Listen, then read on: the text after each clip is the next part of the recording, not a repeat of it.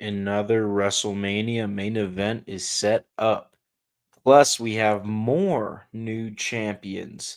Welcome to the Wrestling is Bullshit Report, episode 24. Let's get into what was another eventful week in the world of professional wrestling. We start with the results. We have Seth Rollins defeating CM Punk in a steel cage match on Monday Night Raw out of Madison Square Garden. Epic main event, and Seth could not have gotten the win without the help of Roman Reigns. Roman Reigns pulls Seth Rollins out of the cage. Rollins' feet touch the ground, therefore, due to the steel cage match rules, making Seth Rollins the winner. Roman Reigns goes ahead and beats up on Rollins and then enters the cage and beats up on Punk.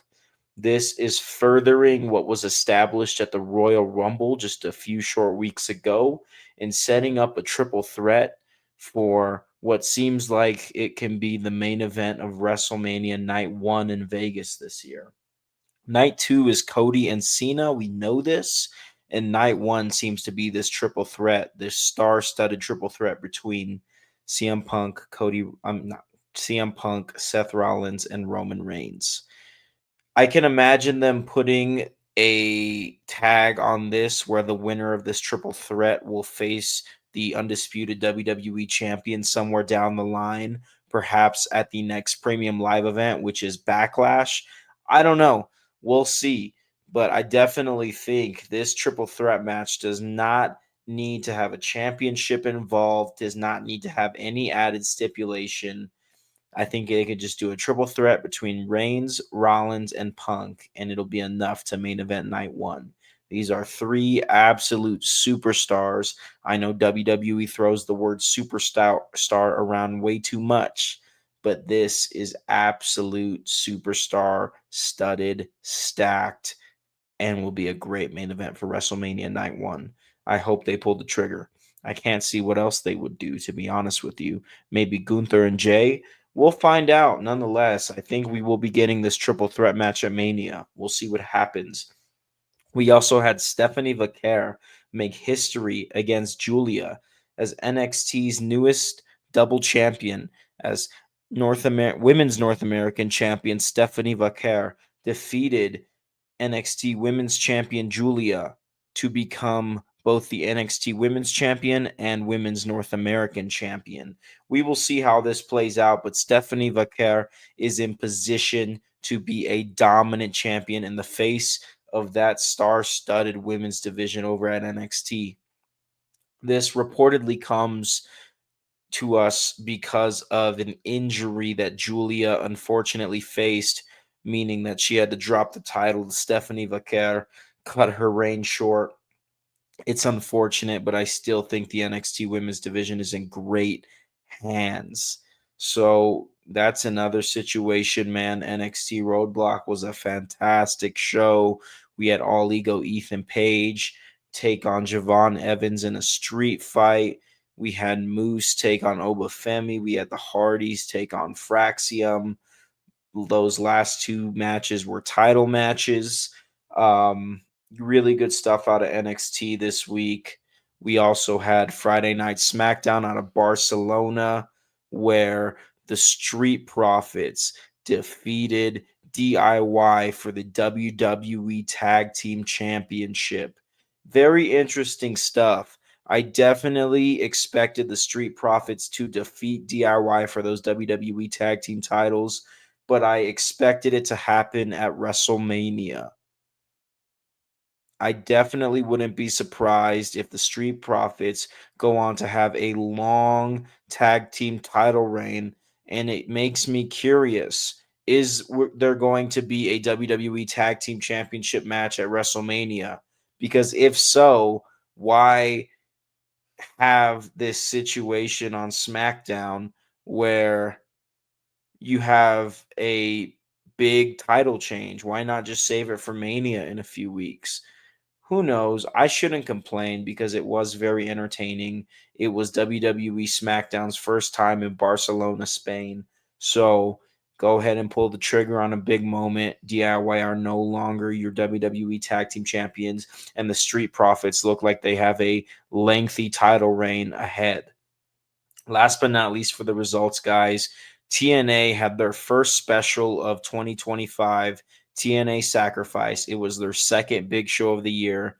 You see, they had TNA Genesis in January, which was one of their 4 yearly pay per views. And then they had TNA Sacrifice this week, which was the first of many TNA Plus specials, also known as premium live events.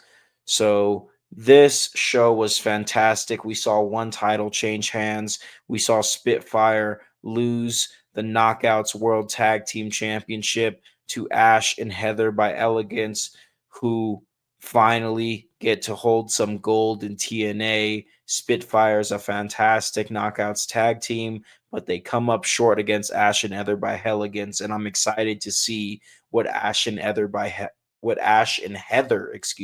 Elegance are able to get done with those Knockouts World Tag Team titles. We also had a street fight between Sammy Callahan and Mance Warner, in which was what was a pretty violent match. A lot of good fun in this match. Absolutely fantastic. We had a ladder match for the X Division Championship between Moose and Jeff Hardy. Jeff Hardy may be past his prime, but this match definitely still delivered. I'd call it a good match. Maybe not a great match, but a good match. And that's all you can ask for these days out of Jeff Hardy in a singles match, especially a ladder match. That was some really good stuff. And the main event was actually somewhat of a War Games style match. There was not 2 rings. There was 1 ring. There was a steel cage around it, and it was 5-on-5. It was Matt Hardy, Leon Slater, Nick Nemeth. Oh boy. Who else? 2 more for the face team. Ah, um, let's see. I said Matt Hardy, Leon Slater, Nick Nemeth. Goodness gracious. Um, this is sad. I don't remember. And then it was against the System, JDC, um, Brian Myers, and Eddie Edwards teaming up with the Colognes, who just showed up. Nonetheless, 5-on-5 war game style match, steel cage match, very fun main event. We actually had Nick Nemeth turning heel on Matt Hardy to close out the show after the baby faces went over and got the victory. It looks like the Nemeth Bros will be taking on the Hardy Bros for those TNA World Tag Team titles sooner rather than later. A good program to set up. Very exciting, very entertaining. Will the Nemeth Bros be the guys to dethrone the Hardys on what could be their last tag team championship reign of their career? We will find out. Nonetheless, guys, TNA Sacrifice was a fantastic show. Definitely worth $9.99 as TNA is white hot going into 2025. Fantastic stuff. Let's get into the news. I don't have too much stuff here for the news. So this should be a bit of a shorter episode. We're coming up on 10 minutes, and let's try to get you out of here in 13 minutes total. We have 2 bits of news here, man. In my opinion, what I'm about to say isn't too much in news, especially because I've been speculating on this for a very long time. But it's been rumored that AEW is officially set to unify the International and Continental Championship titles. Maybe the AEW Intercontinental Championship will become a thing after all. I think it's a good way to go. You have the TNT Championship, which is the mid card title. You have the World title, which is, of course, the main title. And then you can make this AEW Intercontinental Championship a true secondary title, something that a Darby Allin, a Will Ospreay can hold before they go on to win the big one later in their careers. This is good news, guys. I think the International and Continental Championship could definitely unify to make things a little bit more streamlined and have a bit more meaning for the champions, the matches, the defenses, and the stories, of course. I think that the Continental Classic can lead to the Intercontinental Championship match at World's End, give it a bit of a shakeup at the end of every year. You keep that system going with the Continental Classic and you streamline. It's great that AEW has, in theory, two secondary championships, but I think in this situation, you unify them into one and you give Ring of Honor a little bit more love from a roster standpoint. So if somebody really needs some momentum, somebody really is desperate to go win a title like Powerhouse Hobbs, you have them win the Ring of Honor World Championship. Lee Moriarty has held the ROH Pure Championship for a minute now. So perhaps somebody like, I don't know, somebody like, I want to say Daniel Garcia, but he's TNT champion. Maybe somebody like Orange Cassidy, maybe somebody like Adam Cole. One of those guys. They're not going to win the Intercontinental Championship soon. They're not going to win the World title soon. If they're not going to win the TNT title soon, you send them over to ROH for a few months. You have them hold the Pure Championship or the World Television Championship. You got titles, you got roster, use them.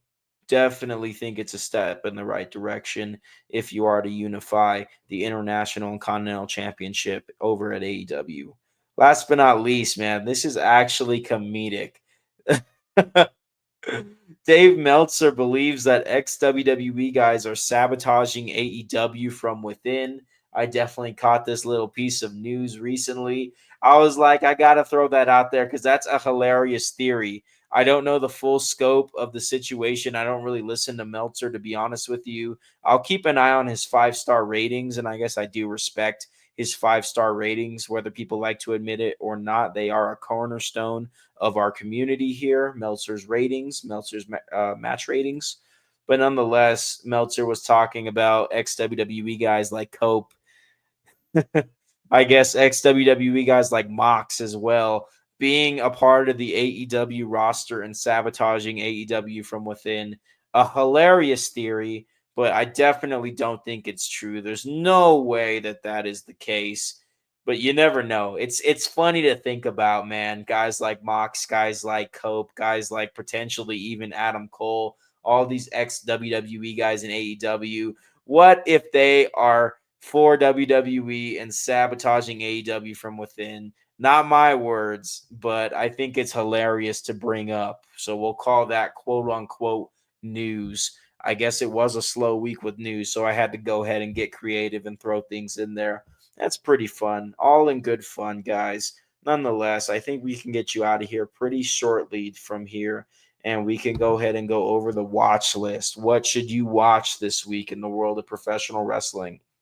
Well, let me tell you, Sunday, March 16th, RevPro Epic Encounter. You can watch all Revolution Pro Wrestling events with a monthly subscription to RevProOnDemand.com.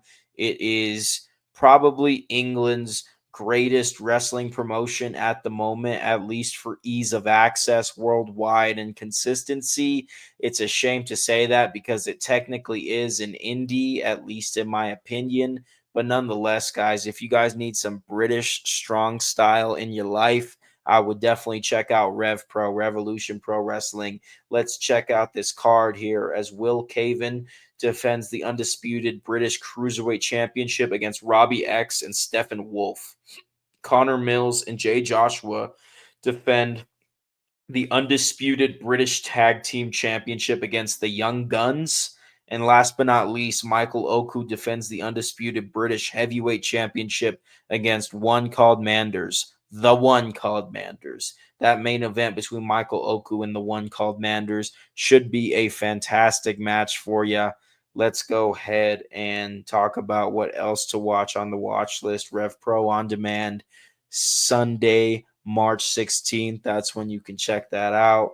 Let's get on to Monday Night Raw this week. We have two matches of significance. Monday Night Raw has been firing on all cylinders on this road to WrestleMania, but we will see Ludwig Kaiser face Penta in a no-holds-barred match. We will see Braun Breaker defend the Intercontinental Championship against Finn Balor.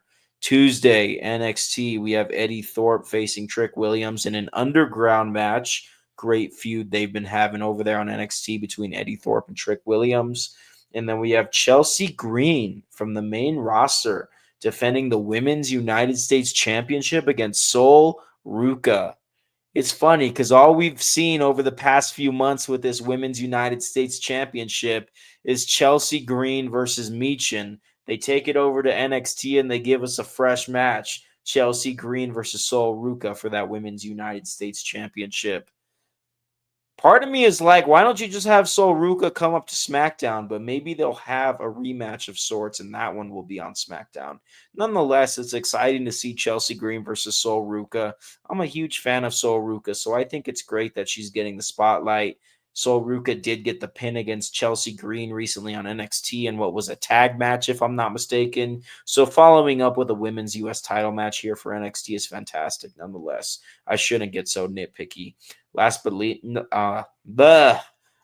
not least on the watch list, ladies and gentlemen, we have AEW Dynamite, of course. 2 matches of significance here. Mercedes Moné defends the TBS Championship against Billy Starks. I guess Christmas came early. I was definitely expecting Mercedes Moné and Billy Starks to have this TBS Championship match at Dynasty, the next AEW pay-per-view next month. But I guess they're doing it on Dynamite, and I'm not going to complain about that for sure. Last but not least, and maybe some of y'all will complain about this one, we have a rematch from AEW Revolution of sorts as Jon Moxley will once again defend the AEW World Championship against Cope, this time in a street fight. Perhaps Tony Khan is not happy with the consensus of Revolution's main event, which was Mox versus Cope for the AEW World title. Perhaps he wants to run it back and shut the haters up.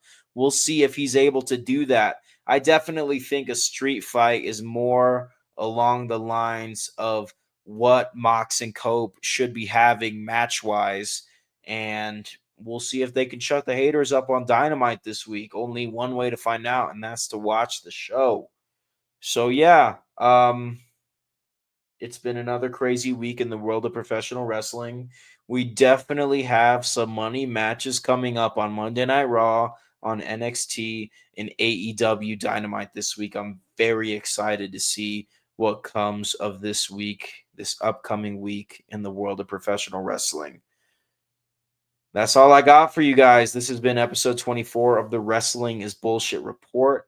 I hope all is well. I hope you're trying your best. I hope you're finding the good in your situations. Don't overthink it. I don't know. I try to end these episodes on a positive note, a bit of an inspirational note. Let's do this. Let's have some fun here.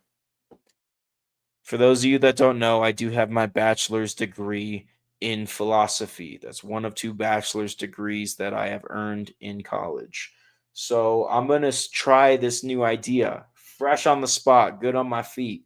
But let's go ahead and end each episode with somewhat of a philosophical conundrum. So I'm going to leave you with this philosophical conundrum here. This might be a good thing. This might be better than the corny motivational things that I have been saying at the end of each episode for this show. Do we die for our morals, or do our morals die for us? And when morals die, do they become even better, even nuanced, even more thought out morals? Pretty interesting. Do we die for our morals, or do our morals die for us? And why? I'm going to leave y'all with that, and I'll see y'all next week. Take care. Be good. Be happy.